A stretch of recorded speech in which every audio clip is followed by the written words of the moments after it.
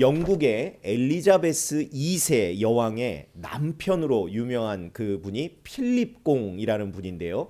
이분은 외조의 왕으로 그렇게 알려져 있답니다. 그분은요, 왕실의 법도 때문에 73년을 함께 산 부부임에도 불구하고 공식 성상에 이렇게 섰을 때는 이 엘리자베스 2세 여왕과 한 가지만큼은 절대 하지 않았다. 이렇게 방송이 나오더라고요. 그게 무엇인가 하고 봤더니 아내와 나란히 걷는 것이었답니다.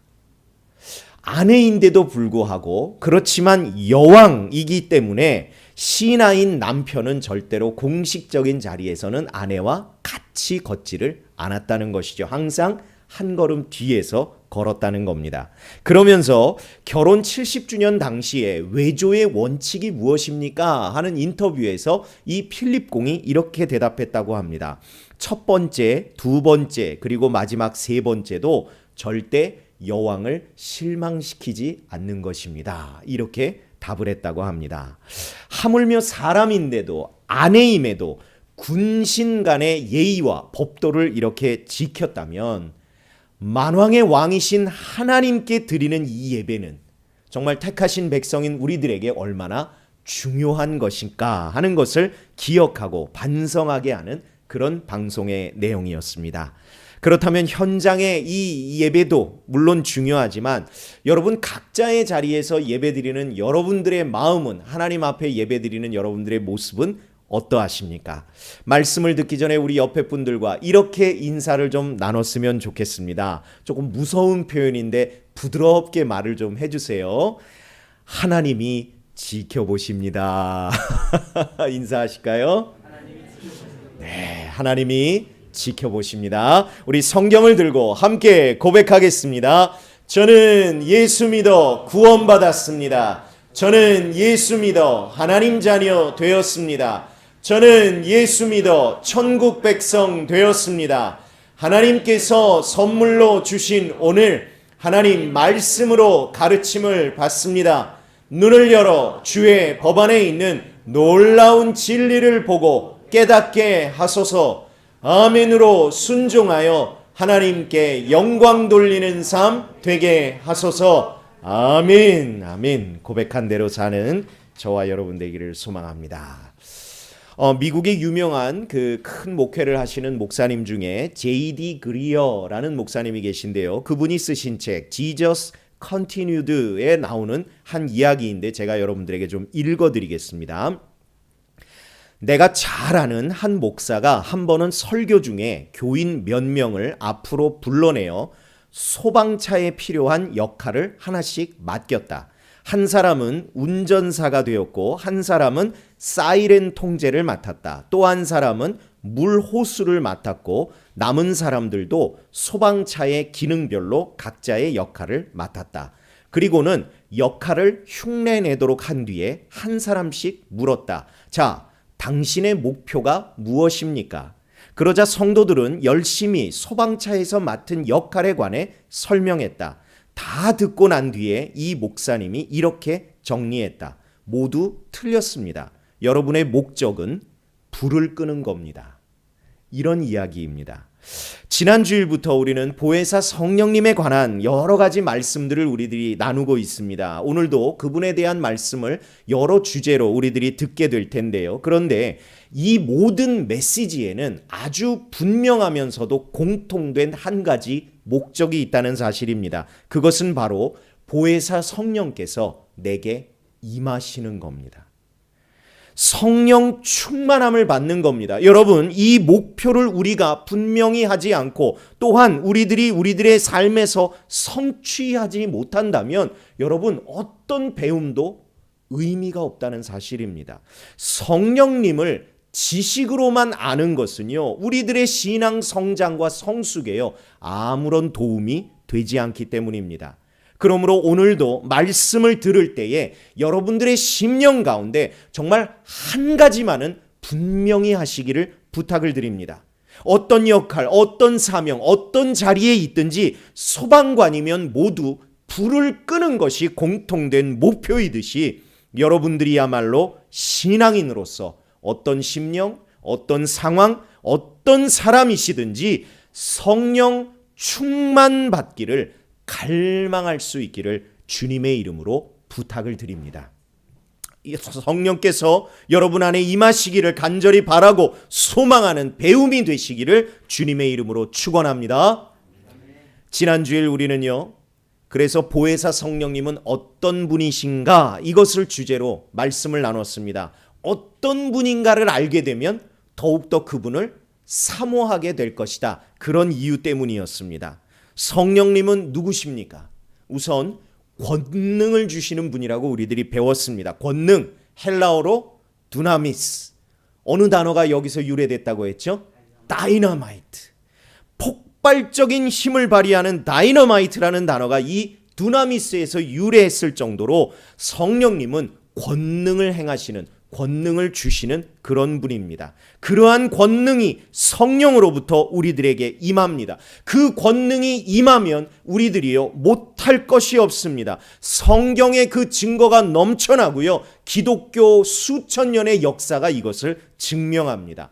쫄보처럼 살던 인생들이요 성령의 충만함을 받으니까 그 이후부터는 정말 죽음의 위협도 두려워하지 않고 위대한 복음 전도자로, 예수의 산 증인으로 그렇게 살아가더라는 사실입니다. 사랑하는 성도 여러분, 누구든지 예수 믿으면 멸망하지 않고 영생을 얻을 수 있듯이 누구든지 성령 충만함을 받으면 반드시 권능의 삶을 살게 됩니다. 그러므로 성령이 내게 임하시기를 간절히 바라고 소망하는 저와 여러분 되시기를 다시 한번 부탁을 드립니다. 지난 주일 우리는 성령님에 관해서 매우 중요한 원리도 배웠습니다. 그래서 조금 복습이 필요한데요. 성령님은 인격체, 곧 지, 정, 의, 이 모든 것을 소유하신 인격이 있으신 존재다. 우리들이 이렇게 배웠습니다. 그래서 첫째로 지, 이건 무엇입니까? 성령님은 모든 것을 아시는 분이다. 더더군다나 과거, 현재, 미래 이 모든 것은 다 물론이거니와 하나님의 가장 깊은 곳까지도 다 통달하신 분이 성령님이시다. 그런데 그에 반해 저와 여러분의 인생은 어떻습니까? 저는 인생을 생각할 때마다 참 이 표현이 딱 맞는 것 같습니다. 암중모색. 이 암중모색이라는 단어의 뜻 아시죠? 정말 깜깜한 빛 한 줄기 없는 그러한 가운데에서 더듬으며 길을 찾아가는 것, 그게 암중모색인데 이것만큼 우리의 인생을 참 잘 설명하는 것도 없는 것 같습니다. 정말 한치 앞도 모르고 가는 고단한 우리들의 인생 길이지요. 그러다 보니 누가 제일 필요합니까? 모든 것을 알고 계시는 성령님, 더더군다나 적절한 가르침까지 우리들에게 주시면서 진리로 우리를 인도하시는 그 성령님, 그 성령님이야말로 저와 여러분에게 꼭 필요한 분임을 우리들이 깨닫게 됩니다. 자, 그런데 그런 좋으신 성령님께서 인격의 두 번째 특징이죠. 정, 곧 감정을 가지신 그러한 분이다. 그래서요, 무엇보다도 우리를 이해하시고 공감하시고 또한 우리를 불쌍히 여기신다는 사실에 저와 여러분들이 굉장히 감격해 했었습니다. 그렇죠? 특히 기막힌 상황 때문에 기도조차 하지 못하는 우리들을 위해 대신 탄식하며 기도해 주시는 성령님이야말로 바로 저와 여러분의 진정한 중보자가 되십니다. 이런 진실하신 친구가 세상 천지에 또 어디 있겠습니까? 더구나 예수 그리스도께서는 저와 여러분을 위해 목숨을 버리셨고 이제 보혜사 성령님께서는 우리들을 위해 이렇게 항상 기도해 주시니 저와 여러분이 받는 하나님의 사랑이 너무나 크고 놀라운 것임을 우리들이 깨닫게 됩니다. 정말 감격스럽습니다. 이런 성령님께 우리가 가까이 나아가기를 갈망하는 것, 이것이야말로 바로 이 성령께서 이 땅에 오신 이유이시고요. 하나님께서 성령을 우리들에게 보내신 이유이고요. 주님께서 우리들을 향해 기뻐하시는 뜻이라는 사실입니다. 그러므로 성령님의 임재를 간절히 사모하는 저와 여러분 되기를 소망합니다. 그런데 이제 마지막으로 성령께서 인격체의 세 번째 특징이죠. 의지를 품고 일하시는 분이다 하는 것을 우리들이 배웠습니다. 그래서 분명한 뜻과 계획과 무엇보다 당신의 의지를 따라 일하시는 분이라는 것을 우리들이 배웠습니다. 그러니까 성령님은요, 타율적인 분이 아니라 굉장히 주도적인 분이라는 사실입니다. 그러므로 성령님은 우리가 마음대로 할 수 있는 그런 분이 절대 아닙니다. 오히려 반대여야 합니다. 성령께서 거룩한 의지로서 저와 여러분에게 임하시고 또한 우리를 기름 부어 일꾼으로 세우시며 뜻하신 대로 우리를 쓰실 수 있게, 그렇게 우리 각자 자신을 성령님의 의지에 맡기는 것, 그것이 우리들에게 필요한 것이지요. 그래야 성령께서 우리들 가운데 임하실 수 있습니다. 아니, 생각해 보세요, 여러분. 내 안에 성령님께 순종하려고 하는 의지도 마음도 뜻도 전혀 없는데 정말 고집스러운 그런 나에게 성령님이 무엇하러 임하셔서 그런 우리를 억지로 바꾸어 가시겠나 하는 겁니다. 오히려 반대일 경우가 성령님이 우리에게 오실 수 있는 가능성이 더 열리는 겁니다. 그런 고집들을 다 내려놓고 오히려 성령님께서 나를 주관해 주시옵소서, 우리 자신을 맡길 수 있는 결단, 그 결단이 우리들 가운데 먼저 선행이 될 때에 성령께서는 기쁘게 우리들 가운데 임하실 수 있습니다. 그러한 믿음과 결단이 먼저 선행되는 저와 여러분 되기를 소망합니다. 그것이 충족되었을 때 우리는 이 말씀이 우리를 향한 하나님의 축복의 언약의 말씀이구나 하는 것을 깨달을 수 있습니다. 어떤 말씀인가? 누가복음 11장 13절 말씀, 우리 화면을 보고 함께 읽습니다. 시작. 너희가 악할지라도 좋은 것을 자식에게 줄 알거든 하물며 너희 하늘 아버지께서 구하는 자에게 성령을 주시지 않겠느냐 하시니라. 아멘. 누가 성령을 주신다고 선언하십니까? 아버지 하나님께서 성령을 주십니다. 자녀된 우리가 간절히 하나님 아버지 앞에 바라고 기도할 때 은혜로 선물로 우리들에게 성령을 주십니다. 그러므로 하나님께 성령 보내주시기를 기도하면 됩니다. 그리고 성경에 기록된 대로 제자들처럼 사도들처럼 또한 복음의 수많은 증인들처럼 기대하고 기도하며 기다리면 됩니다. 그러면 성령님께서 반드시 임하실 줄로 믿습니다. 임하셔서 우리들에게 권능을 주실 줄로 믿습니다. 우리들의 삶의 열매가 넘쳐날 줄로 믿습니다.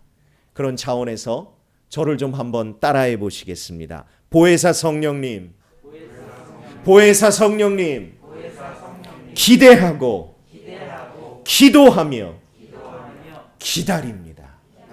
아멘. 여러분들의 진정한 삶의 고백이 되기를 소망합니다. 자, 그렇다면 보혜사 성령께서 나에게 임하시면 그 증거로서 어떤 일들이 일어나게 되는가, 그것을 우리들이 말씀을 통해서 찾아보도록 하겠습니다. 이유가 있습니다. 왜냐하면 성령님은 말 그대로 거룩한 영이십니다. 영은 우리들의 눈에 보이지 않습니다. 우리들의 귀에 들리지 않습니다. 이 사람이 육체로서 느끼는 오감만 가지고는요, 절대로 성령님의 존재를 확인할 수 없습니다. 왜? 영이시기 때문에. 게다가 성경에도 말씀이 있지만 영은요, 영으로만 분별할 수 있다, 이런 말씀이 있으십니다. 그러므로 저와 여러분은 적어도 이 육체를 입고 있는 한은 성령의 임재 혹은 성령의 충만하심을 함부로 속단하거나 판단할 수 없다는 사실입니다. 그렇다면 무엇이 필요한가? 바로 증거인 것이죠. 성령께서 내게 임하셨는지에 대한 분명한 증거가 드러나면 그 증거 덕분에 우리들은 아하, 성령께서 내게 임하셨구나, 이것을 우리들이 확신할 수 있습니다. 그 증거가요 삶에서 분명하게 드러나는데 그 하나하나를 보도록 하겠습니다. 우선 본문 말씀에서 첫 번째 증거를 발견할 수 있습니다. 본문 8절에 보니까요 바로 죄에 대한 책망입니다. 보혜사 성령께서 이 땅에 오셨을 때 그분이 하시는 여러 가지 일 중에 첫 번째 일이 무엇인가? 죄에 대하여 책망하신다는 사실입니다. 이 죄에 대한 책망은 그럼 무슨 뜻인가? 쉽게 설명하면요, 성령께서 내게 임하시면요 내가 죄인임을 깊이 자각하게 된다는 사실입니다. 왜? 그분이 나의 죄를 책망해 주시기 때문에. 이것은요 우리가 이 배우고 이 시리즈의 첫 주제로 함께 나눴었던 원죄와도 직결이 되는 부분입니다. 여러분, 우리는 죄인입니까? 아닙니까? 죄인입니까? 아닙니까? 맞습니다. 여러분, 우린 죄인입니다. 그런데 여러분, 죄인인 줄 어떻게 아셨습니까?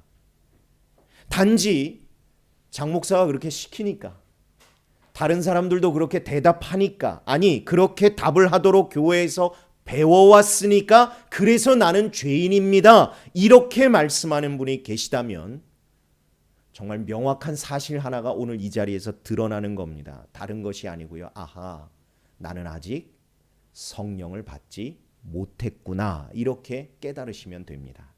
다른 이유가 아닙니다. 보혜사 성령께서 하시는 일이 바로 죄를 책망하시는 것, 죄된 나를 조명해 주시는 것, 그것이기 때문입니다. 성령께서 나를 환히 비추심으로 내 모든 죄가 낱낱이 드러나는 겁니다. 그러니 여러분은 어떻습니까? 죄인임을 인정하지 않을 수 없는 것입니다. 저는 지금도 생생히 기억이 나는데요, 제가 어렸을 적 하나님을 처음 뜨겁게 만났을 때의 그 기억입니다. 청소년부 수련회 때였는데 그때 저에게 일어났던 첫 현상이 무엇이었냐? 바로 철저한 회개였습니다. 와, 정말 눈물 콧물 다 쏟아가면서 하나님 앞에 회개를 하는데요, 여러분 생각해 보세요. 이제 중학교 갓 올라간 애가 죄를 저질렀으면 얼마나 죄를 저질렀겠습니까? 무슨 심각한 죄가 있었겠습니까? 그런데도요 대성통곡을 하고 바닥을 치고 하늘을 향해 울면서 그렇게 회개할 일이 얼마나 많던지요. 성령께서 임하시니까요 그 어린 것 안에서도요 정말 어마어마하게 회개할 죄악들이 쏟아져 나오더라는 겁니다. 제가 회개하면서 그랬잖아요, 속으로.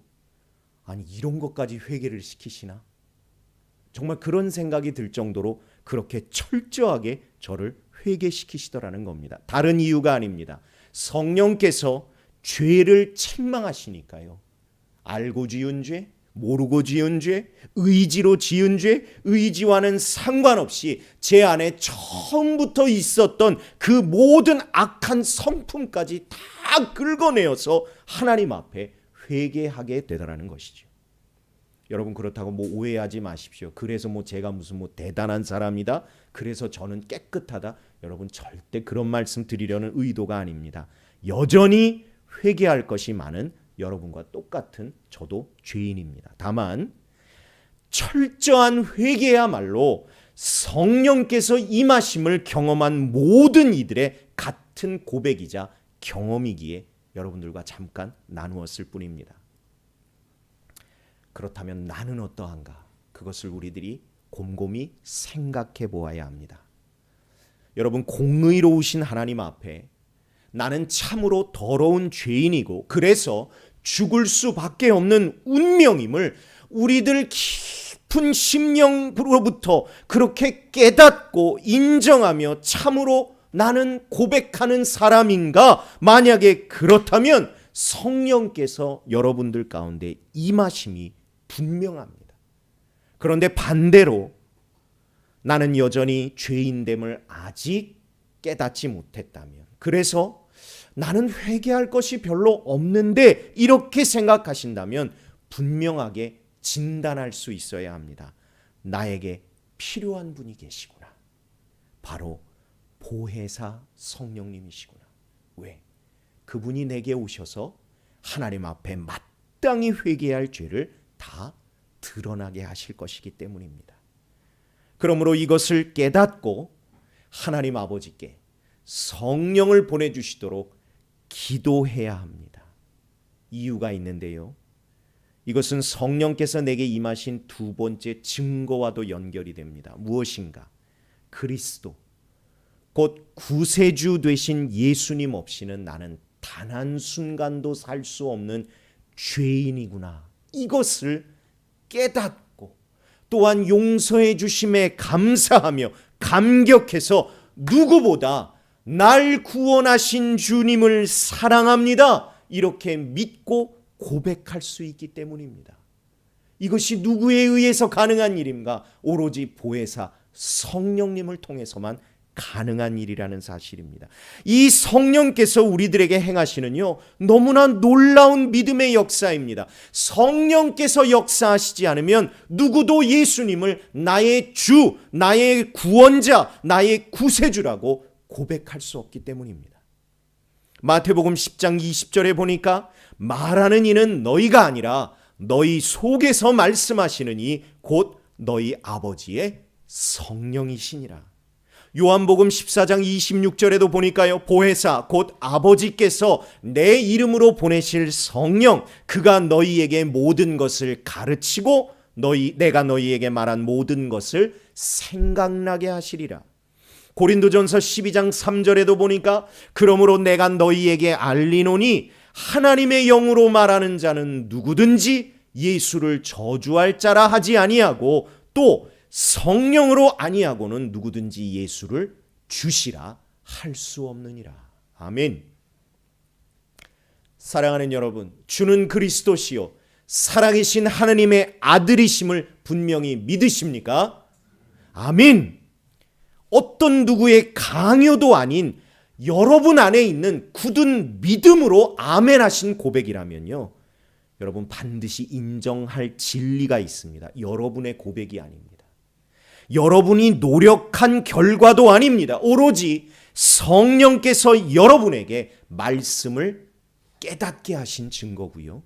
또한 가르치고 생각나게 하신 증거고요. 지금도 여러분 안에 역사하고 계시는 확실한 증거라는 사실입니다. 더구나 이 증거가 왜 이렇게 중요한가 하면요, 예수가 그리스도이심을 믿으면 그때부터는요, 성경에 기록된 어떠한 말씀도 다 진리로 사실로 믿을 수 있기 때문입니다. 믿어지기 때문입니다. 그런데 예수가 그리스도이심을 나는 도저히 믿을 수 없다, 받아들이기 힘들다, 이게 무슨 뜻인지도 사실은 잘 모르겠다, 이렇게 말씀하시는 분들은요, 그렇다면 나머지도 사실 마찬가지입니다. 성경 66권의 어느 한 구절도요, 절대 믿어지지가 않는다는 사실입니다. 제가 아는 어느 목사님의 고백입니다. 이분이요, 신학대학을 다니던 시절에 친구한테 한 여성분을 이렇게 소개받았습니다. 그런데 너무너무 공교롭게도 이 여성분이요, 신앙인이 아니었던 것이지요. 근데 만난 그날 너무 첫눈에 반한 겁니다. 또 이 여성분도 이 목사님이 그때는 신학생이었겠죠. 싫지 않았나 봅니다. 그래서 하루하루 만남이 반복이 된 겁니다. 그런데 그런 만남이 반복될수록 이 목사님의 고민이 계속 커져가는 겁니다. 지금은 신학생이지만 앞으로 전도사도 되어야 되고 또 나중에는 안수받고 목사가 되어서 목회도 해야 하는데 정작 여자친구분이 전혀 믿음이 없으니 앞으로가 너무 고민이 되었던 것이죠. 그래서 어느 날 이 목사님이 고민을 털어놓았답니다. 그랬더니 이게 웬일입니까? 여자친구분이요, 선뜻 말하더랍니다. 믿음 그거 어떻게 하면 가져요? 그랬더니 이분이요, 그럼 이제부터 내일부터 나랑 성경 공부를 좀 합시다. 그렇게 말을 하고 그렇게 하기로 했다는 겁니다. 다음 날 만나서 성경을 딱 펴고 공부를 시작한 겁니다. 창세기 1장 1절. 태초에 하나님이 천지를 하시니라. 그리고 다음으로 딱 넘어가려는데 여자친구가 딱 끌어들입니다. 잠깐, 하나님이 세상을 만드셨다고요? 아니, 빅뱅과 진화론의 원리가 아니고요? 나 도저히 안 믿기는데. 첫 절부터 막히는데요. 이 목사님의 마음이 완전히 무너져 내렸답니다. 왜? 지금은 천지 창조 정도인데 좀 있으면 홍해도 갈라지고 성령으로 아기가 잉태되고 오병이어로 5,000명이 먹고 또 예수께서 죽음을 이기시고 부활도 하시는데 이걸 다 어떻게 믿게 하나. 너무너무 막막했다는 겁니다. 그러면서 너무 급하게 회개한 것이죠. 성경 공부면 다 해결되리라 생각했던 이분의 교만과 무지를 성령님께 회개한 겁니다. 물론 기왕 시작한 성경 공부니까 일단은 끝까지 밀고는 나가지만 무엇보다 보혜사 성령님께서요, 여자친구에게 믿음 주시기를 그때부터 간절히 기도했다는 겁니다. 그 결과 1장 1절부터 믿지 못하던 그 여자친구분이 지금은 이 목사님의 사모님이 되어서요, 누구보다도 열심히 기도하며 목회를 내조하고 계시다는 사실입니다. 여러분, 이게 얼마나 놀라운 일인지 여러분 실감이 되십니까? 한 사람이요, 믿음을 갖게 되고, 그래서 하나님을 믿게 되고, 그래서 성경의 모든 말씀을 불변의 진리로 받아들일 수 있는 거, 이거요 정말 크고 놀라운 기적의 사건이 아닐 수 없습니다. 어떻게 그렇습니까? 여러분 밖에 나가 보십시오. 여전히 예수를 알지 못하는 이들이 세상에 넘쳐납니다. 하나님을 인정하지 않고요, 하나님의 나라가 임하시는 것을 전혀 기대도 하지 않는 그러한 사람들로요, 이 세상은 너무너무 넘쳐납니다. 그런데 우리는 어째서, 왜, 어떻게 이 모든 것이 진리로 믿어질 수 있을까? 다른 이유가 아닙니다. 보혜사 성령님께서 내 안에, 우리 안에 역사하시는 증거입니다. 우리에게 임하신 증거임을 믿습니다. 그리고 무엇보다 이것은 성령께서 우리 안에 임하셨다는 증거, 그 세 번째 원리와 직결됩니다. 바로 변화입니다. 변화. 사람이 바뀐다는 사실입니다. 여러분께 묻겠습니다. 사람이 쉽게 변하나요? 절대 그렇지 않습니다. 누구만 봐도 그렇습니까? 배우자 보지 마세요. 나를 보세요. 나를 보면 알잖아요. 사람 절대 쉽게 변하지 않습니다. 그런데 한 드라마에 나왔던 이 대사를 제가 이렇게 응용해 보고 싶습니다. 그 어려운 걸 성령님이 해내십니다.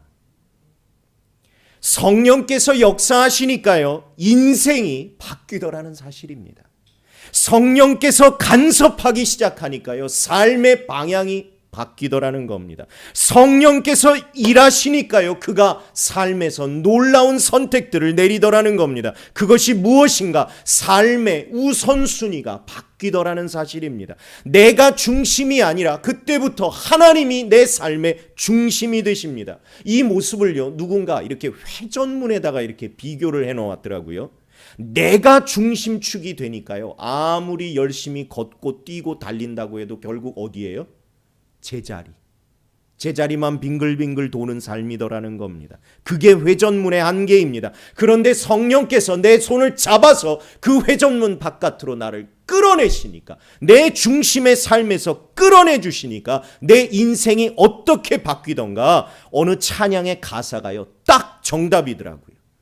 하나님의 꿈이 나의 비전이 되고, 예수님의 성품이 나의 인격이 되며, 성령님의 권능이 나의 능력이 되는 그런 놀라운 변화가 우리들 가운데 일어나게 되더라는 겁니다.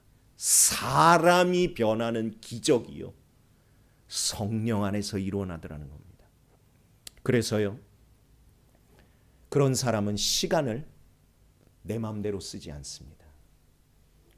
물질도 나를 위해 쌓아두거나 쓰지 않습니다. 재능도, 경험도, 지식도, 능력도 나를 위해서 사용하지 않습니다. 먼저 하나님을 위해, 하나님의 나라와 그 의를 위해 기꺼이 드리고 바치고 사용합니다. 그러면서도 기뻐합니다. 감사하고요. 그의 마음 가운데 충만한 만족을 누립니다. 여러분, 이게 어떻게 가능한가? 가능합니다. 성령께서 역사하시면 이렇게 됩니다. 더구나 놀라운 것은 이러한 성령님의 역사하심을 어떤 것도 막을 수 없다는 사실입니다. 갈라디아서 5장 22절과 23절 말씀, 우리 화면을 보고 함께 읽습니다. 시작. 오직 성령의 열매는 사랑과 희락과 화평과 오래 참음과 자비와 양성과 충성과 온유와 절제니 이 같은 것을 금지할 법이 없느니라. 아멘. 여러분, 유명한 말씀이죠. 성령의 9가지 열매에 대한 말씀입니다. 그런데 여러분 잘 보세요. 혹 저 중에 한 가지라도 내 힘으로 이룰 수 있는 게 있나요? 내가 노력하면 저거 하나는 내 힘으로 이룰 수 있어. 그런 게 있나요? 없습니다. 만약에 한 가지라도 있다는 생각이 들면 성경이 틀린 겁니다. 왜요? 뭐라고 말씀하십니까? 성령의 열매입니다. 열매를 이루시는 주체가 내가 아니라 성령님이십니다. 만약 하나라도 내 힘으로 이룬다면 그건 내 열매이지 성령의 열매는 아닌 겁니다. 하지만 성경은 분명히 선언합니다. 성령의 열매, 곧 성령께서 맺게 하시는 열매입니다. 그게 내 삶에서, 내 성품에서, 내 가정에서, 내 교회에서 기적처럼 일어난다는 사실입니다. 절대로 변하지 않을 고집불통인 나 같은 사람에게서도 말입니다. 이 기적 중에 기적 아닙니까, 여러분? 그런데 게다가 진짜 중요한 핵심, 성령님의 저러한 기적의 역사를 어떤 것도 막을 수 없다는 사실입니다. 막을 방법이 없다는 사실입니다. 그렇다면 누구에게 우리가 우리의 참 소망을 걸어야 하겠습니까? 맞습니다. 보혜사 성령님께만 소망이 있음을 믿습니다. 그래서 저와 여러분이 꼭 기억했으면 하는 좋은 구절이 하나 있습니다. 저를 한 번 더 따라해 보실까요? 나의 인격은 성령께서 공사 중. 다시 한번 따라해 보실까요? 나의 인격은 성령께서 공사 중. 사실은 이거 제가 만든 말은 아니고요. 제가 읽은 어느 책에서 본 구절인데 제 방식으로 조금 바꾸어 보았습니다. 여러분, 이 말의 표현의 핵심은 이겁니다. 주도권을 누구에게 드릴 것인가? 내가 내 성격을 바꾸는 게 아닙니다. 내 성품을 바꾸는 게 아닙니다. 그거야말로 힘든 일이 없습니다. 그러나 내 삶의 모든 주도권을 성령님께 드리면 성령님께서 어떻게 하신다고요? 공사 중 내 인격을 고쳐 가십니다. 놀라운 변화가 일어납니다. 성령께서 나를 주님을 닮은 성품의 사람으로 바꾸어 주신다는 사실입니다. 그렇다면 주도권을 성령님께 드리는 우리는 지금부터 무엇을 하면 좋을까요? 다른 거 아닙니다. 성령님과 교제해야 합니다. 성령님과 교제. 근데 보이지 않는 성령님인데 어떻게 교제를 해요, 목사님? 이렇게 물으신다면 그분이 일하시는 방식대로 우리들이 그분께 맞춰드리면 되는 겁니다. 그분이 일하시는 방식, 그게 무엇인가? 보혜사 성령님과 교제하는 방법은요, 하나님의 말씀인 성경을 날마다 펴서 그것을 읽고 묵상하는 가운데 그분께서 내 생각 가운데, 내 양심 가운데, 내 마음 가운데, 내 심령 가운데 가르치고 생각나게 하시는 일들을요, 우리들이 깨닫고 또한 그것을 받아들이는 노력들이 있어야 한다는 사실입니다. 물론 여러분, 분별은 필요합니다. 이것이 진짜 하나님의 생각인가? 분별은 필요합니다. 근데 이 분별의 방법은 우리들이 성경에 대해서 배울 때 제가 여러분들에게 다시 알려드리기로 하겠고요. 우선 다른 것 아닙니다. 성경을 펴서 읽고 묵상하면서 성령께서 나에게 주시는 깨달음 그리고 가르침, 이것을 항상 구하고자 듣고자 노력하는 것, 그것이 바로 우리들이 성령님과 교제하는 옳은 방법입니다. 우리 자신을 그렇게 성령님께 열어둘 때에 그때부터 성령께서 여러분 각자에 맞는 방법으로 역사하실 것입니다. 내가 할 수 있는 부분, 그 부분을 먼저 노력하는 것이 필요합니다. 제가 이 부분을 묵상하는데요, 한 영화가 생각이 났습니다. 여러분 보신 분들 계실 것 같아요. The Hidden Figures라는 영화 아세요? 안 보신 분들은 정말 강추합니다. 여러분 이거는 실화를 바탕으로 한 영화이고 연기들도 너무 잘했지만 주는 메시지가 분명합니다. 감동적인 영화 별로 안 좋아하는 우리 사모도 저렇게 고개를 끄덕끄덕 할 정도로 정말 재미있는 잘 만든 영화입니다. 꼭 보십시오. 이것은요, 미국이 우주에 최초의 유인 우주선을 보냈던 그 사건을 모티브로 한 영화인데요. 거기서 주인공들이 제일 힘쓰고 공들여 한 일이 무엇이었는가? 바로 우주선의 끊임없는 궤도 수정 계산이었습니다. 궤도. 한 번 올라타면 그대로 될 것 같지만 아니요. 어떻게 하면 우주로 안전하게 그리고 지구로 안전하게 오게 할까? 그것을 이뤄내기 위한 계속적인 노력이 무엇이었는가? 끊임없이 계산하면서 궤도를 수정하더라는 겁니다. 우주선에 탑승한 우주인과 그들을 추적하고 보호하는 나사 본부가요, 그래서 계속 통신을 주고받아요. 수치를 얼마로 수정해라. 오버. 어느 방향으로 바꿔라. 오버. 이렇게 저렇게 설정하라. 오버. 그렇게 통신을 주고받는 가운데 위험하고 어려운 순간들을 넘기고 우주 탐사의 사명을 완수해냅니다. 여러분 제가 줄거리를 다 이렇게 오픈한 것 같지만 이건 역사적인 사실이기 때문에 말씀드리는 겁니다. 근데 저는 그 영화가 생각이 나면서 아하, 이것이 성령님과 우리가 끊임없이 교제하는 방법이로구나. 모든 것을 아시는 성령님께, 성령님, 제가 지금 살고 있는 삶의 궤도가 맞는 건가요? 정상 궤도에서 벗어나지는 않았나요? 아니면 저를 향하신 특별한 궤도는 없나요? 이것을 통해서 계속해서 우리들이 성경을 듣고 깨닫고 행하도록 성령님을 찾고 성령님께 기도하는 것, 이것이 성령님과 날마다 교제하는 가장 확실한 방법임을 깨닫습니다. 그러므로 성경을 통해 성령님과 깊은 교제와 나눔을 가질 수 있는 저와 여러분들이 다 되시기를 주님의 이름으로 간절히 축원을 드립니다. 오늘 들으신 말씀 생각하면서 오늘도 우리들이 조용히 묵상으로 기도하기를 바라는 제목이 있습니다. 성령님을 의식하지 않고 살았던 모든 삶의 시간들을 회개합니다. 성경을 통해 날마다 저와 깊이 교제하심으로 성령 충만한 삶을 살게 하옵소서. 이 시간 우리 조용히 묵상으로 기도하며 성령님의 도우심을 구하겠습니다.